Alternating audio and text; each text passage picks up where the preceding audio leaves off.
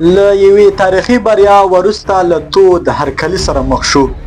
پښتون، هزاره او ازبک له بریا خوند اخلي.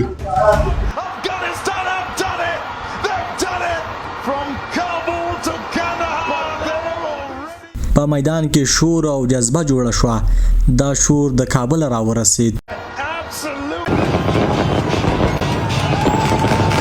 په کابل کې شور او جذبه شوه. له کابله تر مزار، هرات، کندهار او ننګرهار کې جذبه او شور شو. افغان 19 کلنې کم عمره فوټسال ملي لوبډلې په پایلوبه کې ایران ته 2-1 ستره ماتې ورکړه او د آسیايي هېوادونو اتلولي ترلاسه کړله.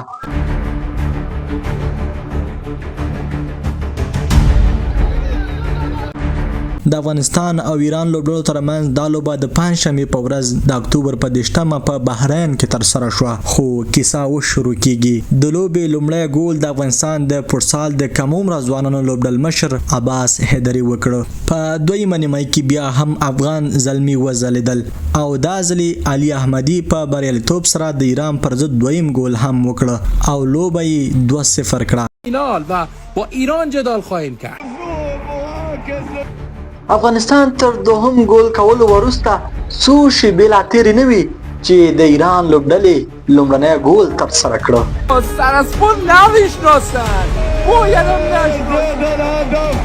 په همدې پسې ایراني لوبغاړو د افغان لوبغاړو او د هغوی پر ملاتړو نندارچیانو اعتراض وکړ او لوبه څو دقیقې وځنډول شوه. افغانستان د 19 کلنو کم عمره فوټسال ملي لوبډله دا ځل ډېر ښه وځلیدله او د افغانستان لپاره د سرو زرو مډال ترلاسه کړ.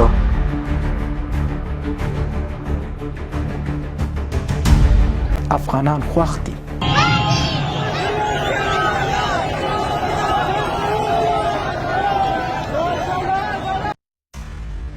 او له ایران سره په پای لوبه کې ایران 1 ګول وکړ او افغانستان 2 ګوله وکړل چې لوبه یې ترې وګټله.